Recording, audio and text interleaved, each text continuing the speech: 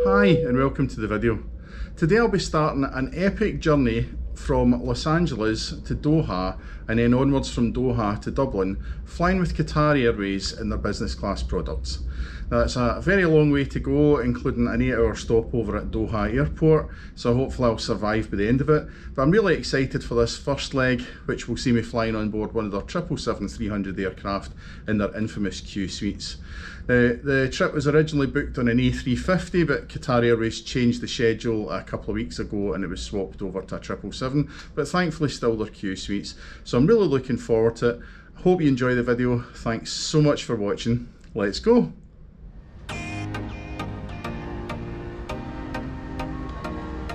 Today's journey started at LAX Airport, where there's currently a lot of construction work ongoing for the airport's new people mover, which is due to complete in December this year. I'm at the Tom Bradley International Terminal today for my flight with Qatar Airways, as this terminal is used by the majority of airlines for international departures from LAX. The terminal is home to a wide array of airlines, including a number of Qatar's fellow Oneworld partners, including British Airways, Cathay Pacific and Qantas, to name a few. There was conflicting information online as to whether the check-in desks opened at 3 hours or 4 hours before the flight, so I had arrived around 3.5 hours before departure to hedge my bets. According to the information screens, the Qatar check-in desks were meant to have opened at 11 AM for my 3 PM flight, but this appeared not to be the case, as the desks were deserted when I turned up at them. Unsurprisingly, this meant no queues for either the economy desks or the separate check-in for Qatar's business class passengers or status holders with Qatar or Oneworld. Thankfully, it was only a couple of minutes after I arrived at the desks that the staff suddenly appeared from their back office, and I was quickly checked in by a very helpful desk agent. During the check-in process, they asked to weigh my hand baggage, and this seems to be a routine thing with Qatar, as they're usually quite strict with their 7kg allowance. After that, the agent printed out my boarding pass for this flight and my onward connection from Doha to Dublin. Something that I think is a nice touch from Qatar is that they have a different card stock for boarding passes depending on your cabin class, and it appears that the first set printed by the agent were the wrong stock, as they were promptly torn up. These were then replaced by a nice silver-topped set of boarding passes for business class. Okay. Thank you very much. Tickets in hand, I had a very speedy transit through security and arrived at the Qantas First Lounge a couple of minutes later to be greeted by the lounge agent John, who's a well-known face to those that have visited the lounge in the past. He noticed me looking around and even offered to take my photo, which I thought was a really nice touch.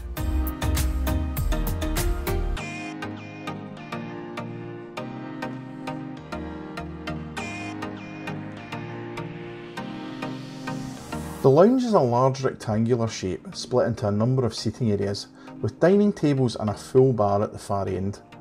Although my Qatar business class ticket would only have entitled me to access the Oneworld business class lounge along the corridor on its own, my access to this lounge was courtesy of my BA Gold card, which provides Oneworld Emerald benefits, including access to first class lounges where available. It's a really nice lounge, very quiet and comfortable, with the only real negative being that there's a complete lack of any views due to its location within the terminal building.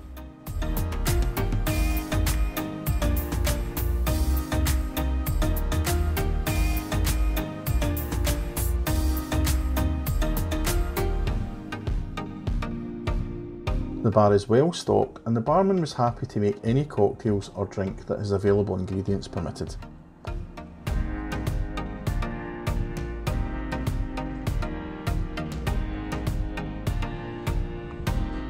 There's a full sit-down a la carte dining service provided, and as it was going to be a few hours before I'd be eating anything on board, I decided to try out the Black Angus minute steak with chips. This was pretty decent for lounge food, and I decided to try out a lamington for dessert, which is a uniquely Australian dish.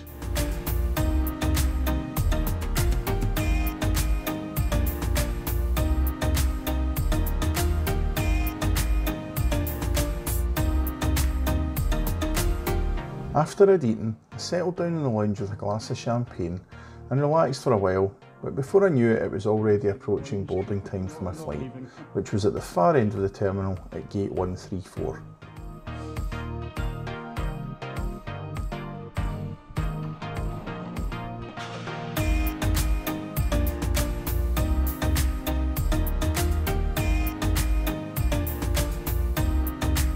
I arrived at the gate to find that boarding had just begun, but despite this, it seemed that I was one of the first business class passengers to have appeared at the gate, as I was scanned through almost as soon as I arrived.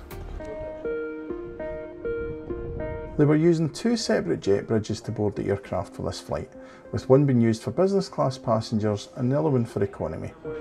However, it seemed the gate staff were a little premature in scanning passengers through, as the aircraft was not ready for us to board, and we ended up with a short wait in the gate area before we were finally able to board. The aircraft for the 15.5-hour flight to Doha was this 13-year-old Boeing 777-300ER, sporting the One World livery. My boarding pass was scanned by a member of staff at the end of the jet bridge, and I was then met at the door to the aircraft by one of the cabin crew, who greeted me by name and directed me to my seat. This aircraft had two business class cabins, both equipped with Qatar's Q Suite product. The forward cabin had 24 seats, with 18 in the slightly smaller second cabin where I was located. Behind the business class cabins there are 312 economy seats split across 3 economy cabins. One of the unique selling points of the Q Suites are the quad seats in the middle rows of the aircraft. These are groups of 4 seats which can let passengers travelling together open up the partition in the middle and talk to each other, ideal for business travellers or families travelling together if you're able to secure them. It's also worth noting that the rear facing middle seats, which are closest together, can be made up into a double bed.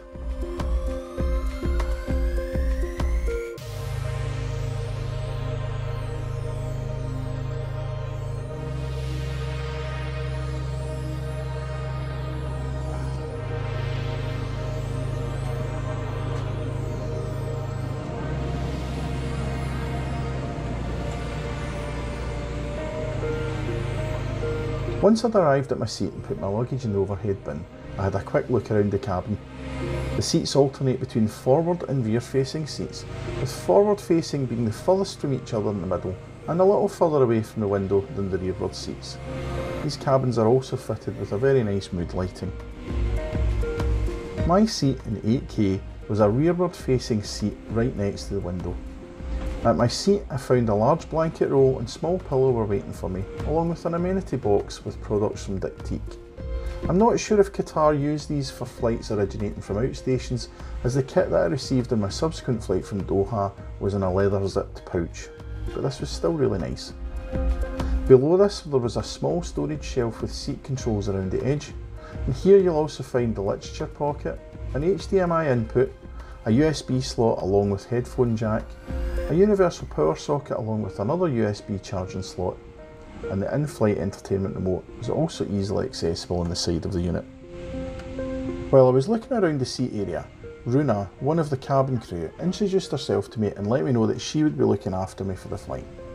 She then offered me a choice of pre-departure drink, and I was able to choose between Qatar's signature lemon mint drink, water, fresh orange juice or champagne.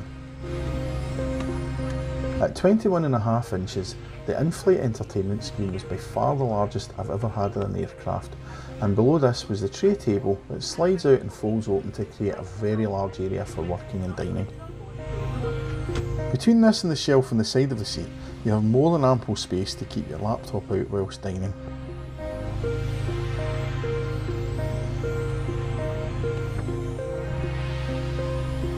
There's ample legroom beneath the pull-out table, and while the padded footrest forms part of the bed when fully flat, I also found it to be really comfortable when lounging in the chair and recline position. There's also a little padded cover to the side to provide a bit more bed area when the bed's flat. A small area underneath the side console which I found a useful place to keep my shoes when not using them. The materials that Qatar used to finish their Q Suites with is really high quality, with a nice mix of patterned leather effect and fabric materials. The seat has an adjustable headrest and an excellent width across the shoulder area. An adjustable reading light and a small coat hook are provided to the side of the seat, although I didn't observe anyone using the coat hook during our flight. Another key feature of the suite is the closing door, which combined with the high sides to the suite give you an excellent level of privacy, and they feel a lot higher than the likes of BA's club suites. Next to the seat you'll find a very useful storage bin containing a bottle of water and your noise cancelling headphones. I found this really useful and used it for storing most things during the majority of the flight. It can also be adjusted up and down, and when it's at its lowest point is at the same level as the bed when it's in lie flat mode. These bins are slightly larger on the forward facing seats due to them being next to the window rather than the aisle. My glass of champagne duly arrived, accompanied by a refreshing Diptyque branded cold towel. Menu cards and pyjamas by the White Company were also provided.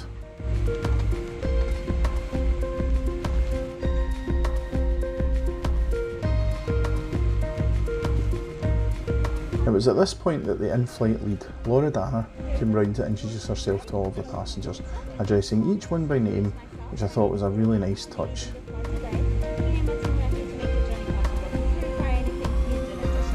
My seat in 8K was located forward of the right wing and offered a fantastic view of the massive GE90 engines powering this aircraft.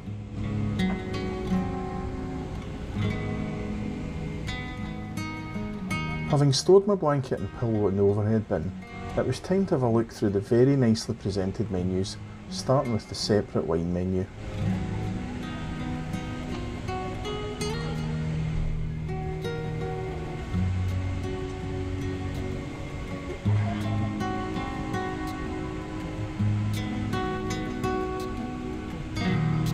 Runa came back round to take the dinner order, and as she had noticed I was filming around the seat, offered to take my picture.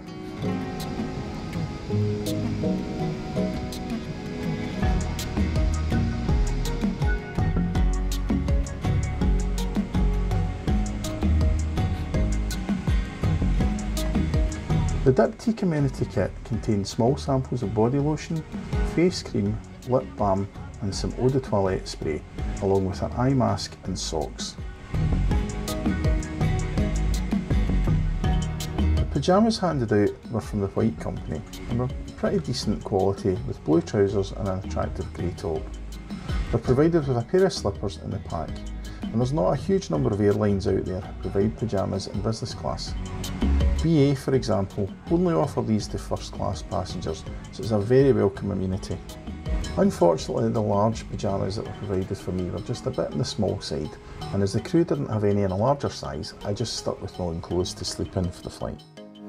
Once boarding was complete, we pushed back from stand and began a relatively short taxi over to runway 24 left, passing an ANA flight arriving from Tokyo.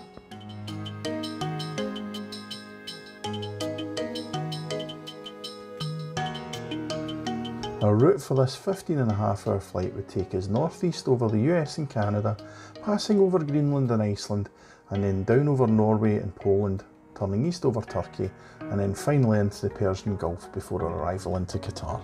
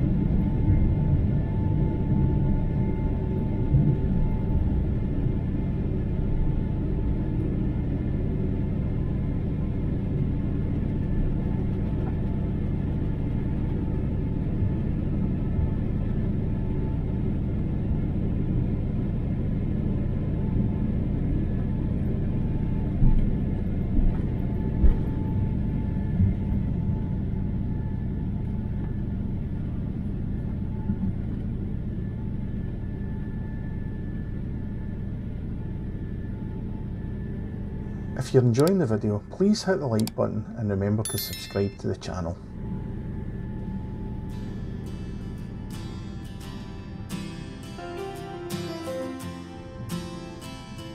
We took off towards the Pacific, getting great views of Marina del Rey and Venice Beach, before turning around to begin our northeasterly track towards Canada.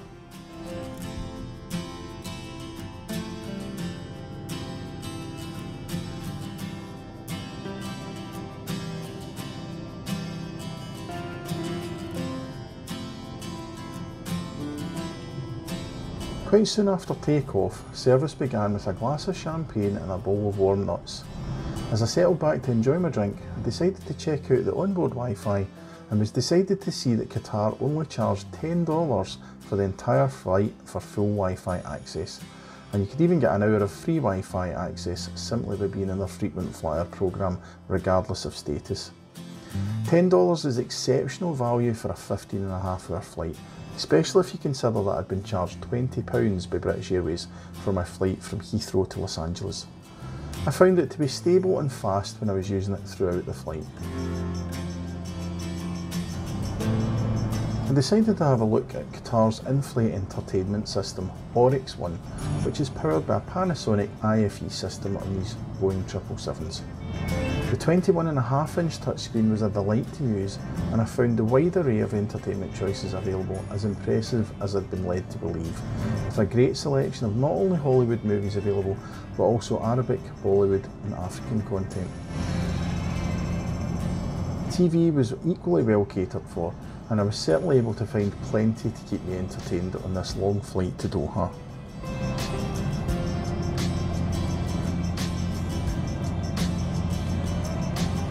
I tend to use my own Soundcore Q20 Plus noise cancelling headphones when I'm travelling, and I pair them with an Airfly Bluetooth transmitter so that I can plug them in wherever I go. I'll put a link to these in the description below in case they're of any interest.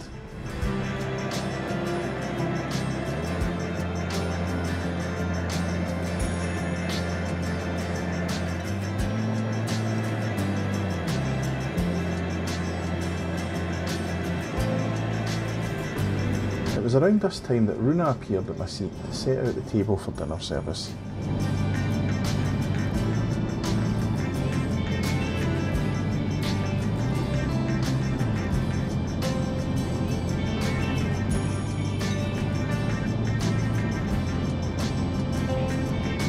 The table was set out beautifully, with a basket of individual bread rolls provided, along with butter and a small bottle of olive oil and balsamic vinegar. I was offered an amuse-bouche of crab and avocado to start, and it didn't really hit the mark for me in terms of flavour, but it was beautifully presented.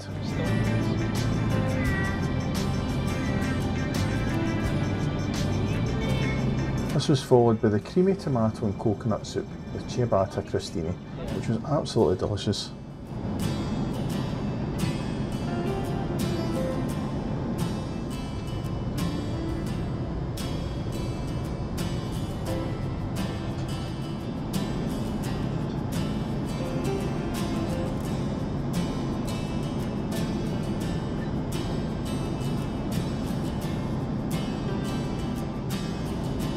For my main, I chose the chicken breast with sweet potato mousseline, vegetables and chicken jus. The presentation of this was simply incredible, especially when compared to my chicken dish on BA a few days prior. The main course gave me an excuse to try out the individual metal, salt and pepper grinders, which were such a nice touch.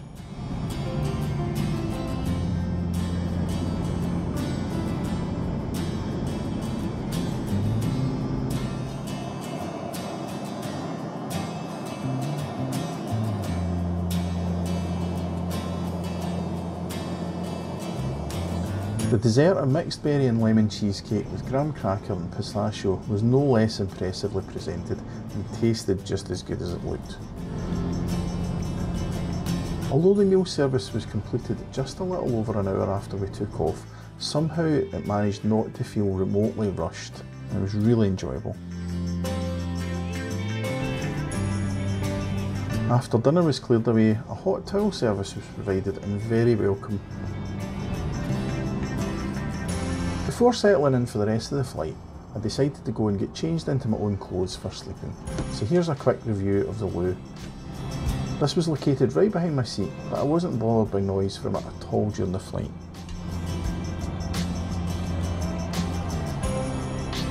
was a handy fold-down seat for you to use when you were getting changed into or out of your pyjamas, and Diptyque amenities were provided with an abundant selection of toothbrushes and shaving kits in the drawer to the side. The toilet was a good size and was kept absolutely spotless by the crew throughout the flight.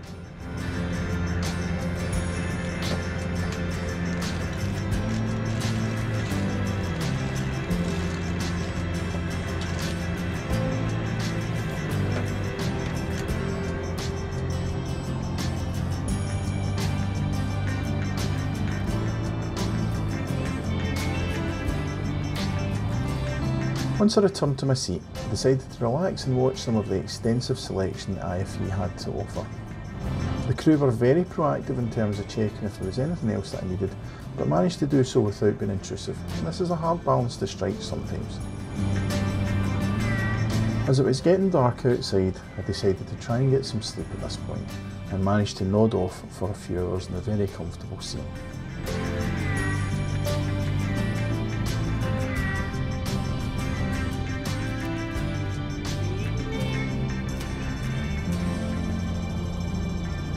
I woke with a little over half the flight still remaining, just in time to see daybreak outside my window. When the crew noticed I was awake, they asked me if I wanted any breakfast, and I said I did. Despite being the second meal service, this was once again served with the same level of attention to detail as the first. I had opted for the platter of seasonal cut fruits, which was beautifully presented and tasted really fresh and excellent.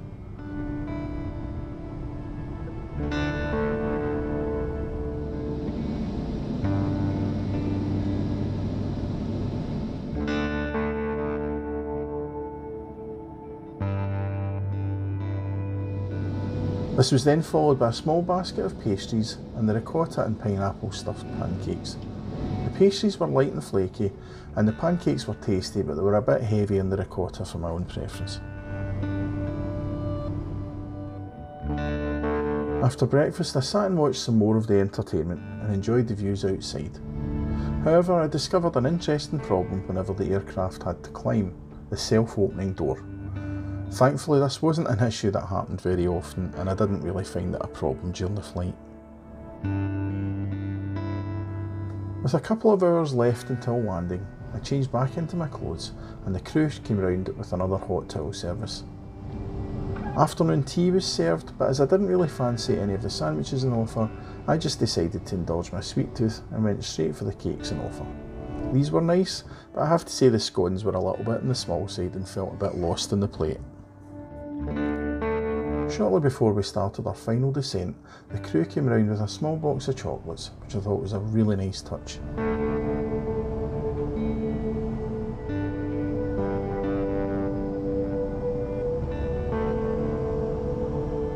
It really didn't feel like we'd been in the air for around 15 hours at this point, but sadly the flight was nearly at an end as we began our approach to runway 34 right at Doha. I have to say that my first experience with Qatar blew me away.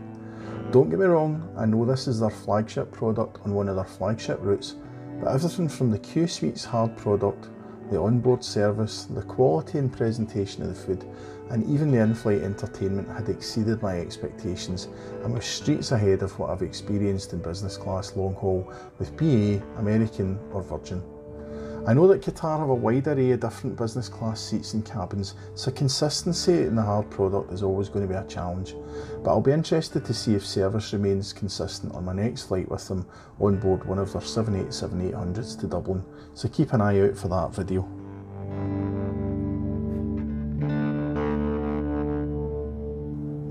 Connecting flight information was displayed on the IFE screens just as we were landing, and the crew also made some announcements for passengers who had connecting flights.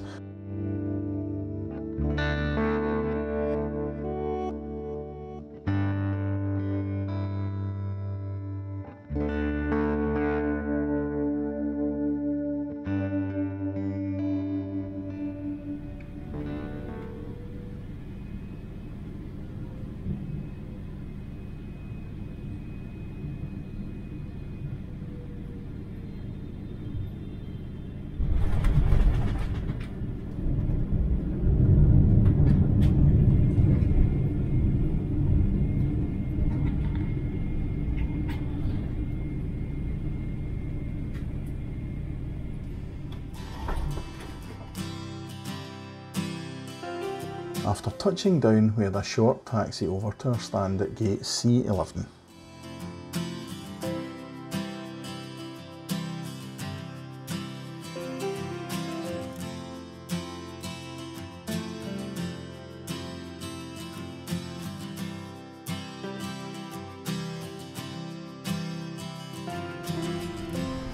And with that, the longest flight of my life so far was over.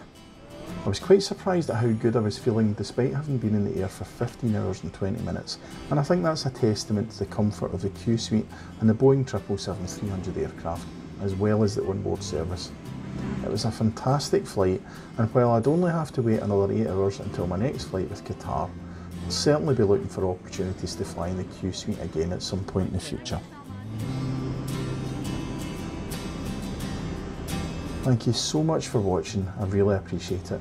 I hope that you've enjoyed the video, and if you have, please hit the like button, leave me a comment, and don't forget to subscribe to the channel for new videos as they come out.